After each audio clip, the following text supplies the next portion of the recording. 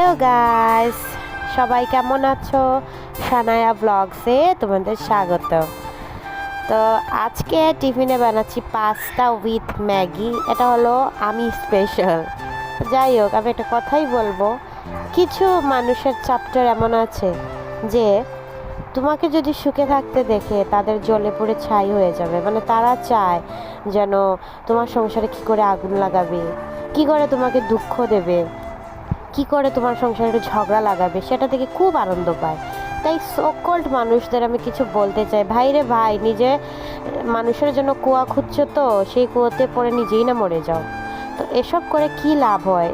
সবই তো আমরা জেনে যাই, তাই না? মানুষের সংসারে আগুন লাগাচ্ছ, ঝগড়া লাগাচ্ছ, মানে মানুষকে আনন্দে থাকতেই দিচ্ছ না।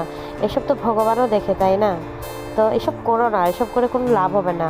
পাপের ফলটা মৃত্যুই হবে, ঠিক আছে? এসব করে তোমার কোনো দিন কোনো লাভ হবে না।